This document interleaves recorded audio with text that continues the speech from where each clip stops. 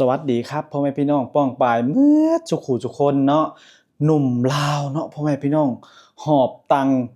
100,000 บาทกลับบ้านพ่อแม่พี่น้องเอ้ยนี่แหละเนาะพ่อแม่พี่น้องการที่เฮาได้เข้ามาเฮ็ดงานอยู่ไทยถ้าตั้งอกตั้งใจเนาะมีเงิน100,000 บาทกลับไปต้อนพ่อแม่พี่น้องอยู่บ้านเนาะพ่อพี่น้องป๊าตัวเนาะบ่พรพังไปฟังเพิ่นเว้ามาเนาะเบาน้อยเพิ่นก็บอกว่าเพิ่นนี่ประหยัดเนาะกินมาม่าปลากระป๋องเนาะเพื่อไว้ว่าเพิ่นก็อยาก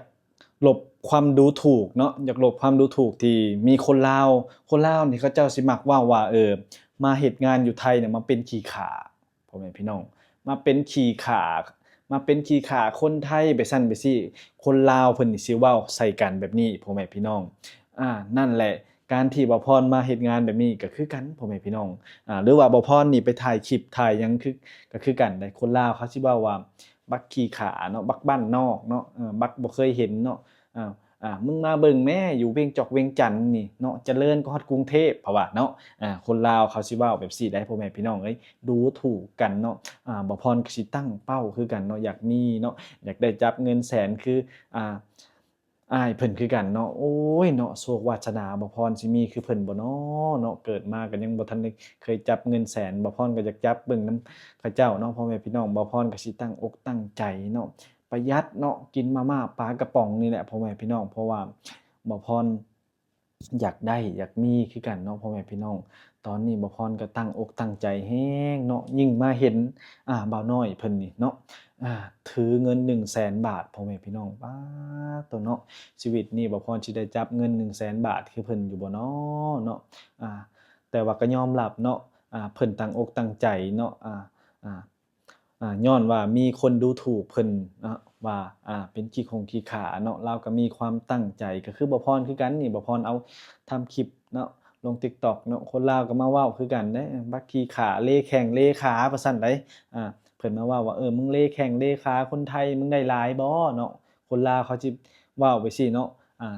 ในไอ้คอมเมนต์ใน TikTok บ่พรนะแต่บ่พรก็บ่สนใจเนาะบ่พรสิอ่าเอาคำดูถูกพวกนี้เนาะมาเป็นแรงผลักดันคือบ่าวน้อยเพิ่นเนาะเพิ่นก็ได้มีเงิน100,000 บาทมีเงินเก็บเงินหยังเนาะเพราะว่าการที่เฮาได้มาเฮ็ดการเฮ็ดงานอยู่ไทยเนาะพ่อแม่พี่น้องถ้าเฮาตั้งใจเนาะพ่อแม่พี่น้อง บ่พรก็เชื่อว่าเนาะบ่พรก็เฮ็ดได้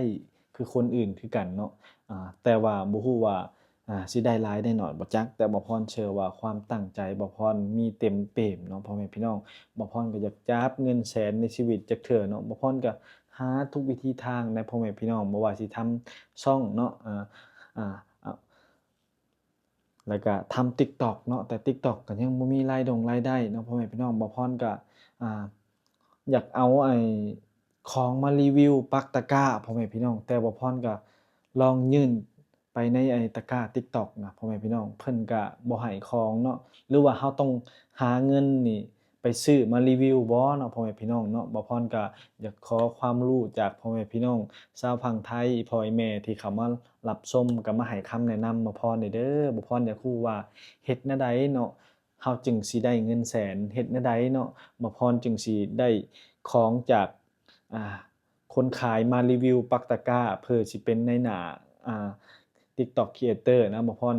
อ่าเปิดตะกร้า TikTok เป็นแล้วแต่ว่า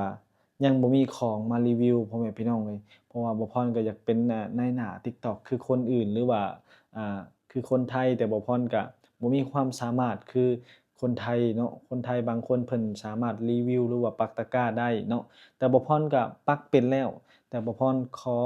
ยื่นเรื่องไปเนาะพ่อแม่พี่น้องยื่นเรื่องขอของฟรีที่ว่าเขาให้ตัวอย่างฟรีมารีวิวนะแต่ว่า TikTok คือบ่ให้พ่อแม่พี่น้องบ่พรยื่นไปประมาณ4-5อย่างนี่แหละแต่ว่า TikTok บ่ตอบรับซ้ำพ่อแม่พี่น้องถ้าอย่างงั้นบ่พรก็อาจสิรอเนาะรอว่าบ่พรมีเงินก่อนเนาะบ่พรก็สิหาซื้อมา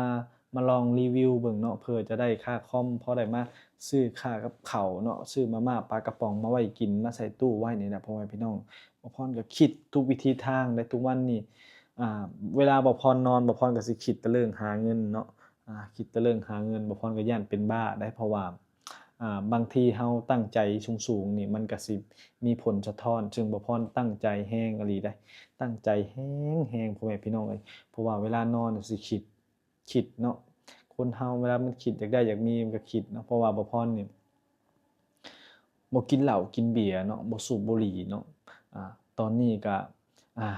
โอกาสครั้งแรกของบ่พรก็มาแล้วเนาะก็คือได้มาอยู่อ่าประเทศไทยที่อ่า มีความเพรียบพร้อมหรือว่าทุกสิ่งทุกอย่างถ้าเราตั้งใจก็สิได้สิมีแต่บ่ฮู้ว่าบ่พรนี่ได้มายืนอยู่จุดๆนี้แล้วบ่พรสิเฮ็ดได้หรือบ่เนาะแต่ว่าก็เห็นคนลาวหลายๆที่เพิ่นประสบความสำเร็จเนาะการที่เฮามาอยู่ในประเทศไทยนี่แสดงว่าโลกมันเปิดกว้างเนาะพ่อแม่พี่น้องเลิศโลกเปิดกว้างเพราะว่าการหาเงินก็มีหลายทางแต่ว่าปัญหาคือว่าความสามารถบ่พรนี่ สิเฮ็ดได้บ่เนาะสิเฮ็ดได้บ่เนาะพ่อแม่พี่น้องบ่พรก็อยากเฮ็ดหลายอย่างเนาะแต่ว่าแต่ว่า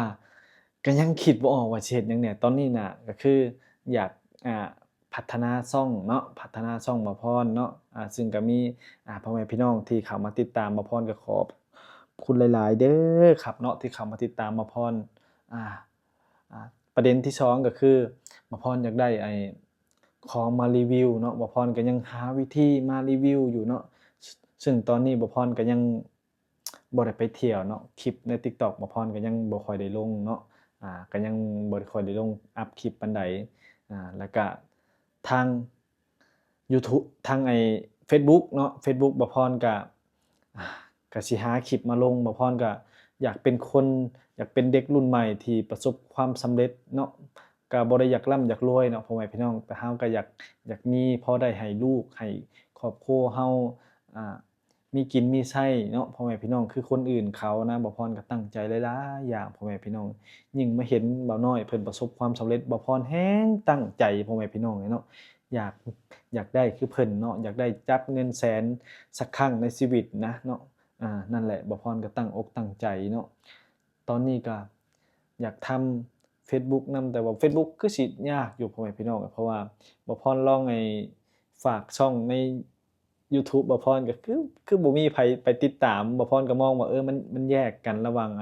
คนที่เล่นยูทูบกับคนที่เล่นเฟซบุ๊กกับคนที่เล่น TikTok เราก็ต้องไปพัฒนา3ช่องพร้อมกันนี่มันก็สิยากหน่อยหนึ่งเนาะพ่อแม่พี่น้องซึ่งว่าความสามารถบ่พรก็บ่ได้สูงเท่ากับ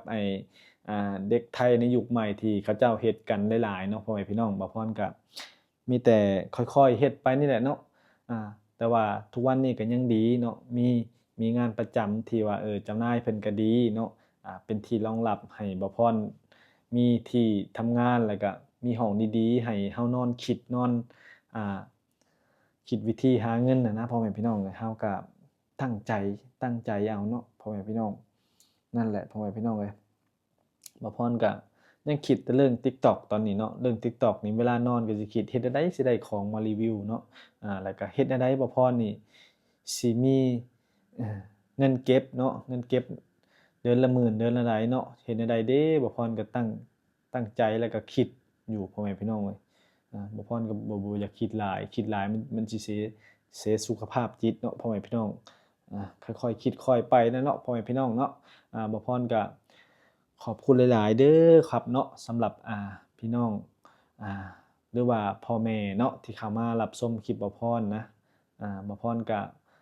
เป็นคนลาวที่ทุกข์ยากลำบากมาอยู่ไทยเนาะการที่พ่อแม่พี่น้องมาให้ความแนะนำหรือว่ามาชมคลิปบ่พรนี่ก็คือเป็นการซัปพอร์ตอย่างหนึ่งเนาะพ่อแม่พี่น้องซัปพอร์ตบ่พรในให้มีกำลังใจเนาะสร้างสาแล้วก็พัฒนาตัวเองเนาะ บ่พรก็ขอบคุณอกเข้าใจหลายๆเนาะขอบคุณหลายๆเด้อครับเนาะแล้วก็บ่พรได้อ่านทุกคอมเมนต์ที่ว่าอ่าอยากให้พูดขอบคุณเนาะบ่พรก็สิขออนุญาตเนาะถ้าคลิปต่อๆไปบ่พรก็สิขออนุญาตเว้าไทยเนาะพ่อแม่พี่น้องเพราะว่าบ่พรก็คิดได้แล้วเนาะว่าบ่พรมาอยู่ประเทศไทยเนาะบ่พรต้องให้ความเคารพภาษาไทยเป็นหลักเนาะ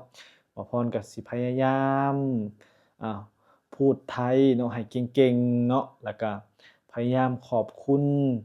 อ่า เป็นภาษาหลักแทนคำว่าขอบใจเนาะบ่พรก็ขอบคุณหลายๆที่สำหรับคำแนะนำแล้วก็คอมเมนต์เนาะหรือว่าชี้นำบ่พรไปในทิศทางที่ดีเนาะขอบคุณหลายๆเด้อครับเนาะอ่าสำหรับอีพ่ออีแม่เข้ามาก็ฝากกดติดตามบ่พรด้วยเด้อครับเนาะฝากติดตามเนาะบ่าวพรเนาะหนุ่มแรงงานลาวคนนี้เนาะสัญญาว่าเนาะสิบ่ทรยศเนาะต่อพื้นแผ่นดินไทยบางคนก็คอมเมนต์ว่าต่อหน้าทำดีต่อหลังรับหลังอาจสิบ่ดีเนาะบ่พรก็สัญญาว่าสิเป็นคนดีเนาะบ่ว่าสิอยู่ลาวอยู่ไทยบ่พรก็สัญญาว่าสิเป็นคนดีเนาะพ่อแม่พี่น้องเพราะว่าบ่พรก็เป็นคนดีมาตลอดบ่พรก็เชื่อมั่นในตัวเองว่าสิเป็นคนดีเนาะต่อพี่น้องชาวพังไทยได้คือกันเนาะพ่อแม่พี่น้อง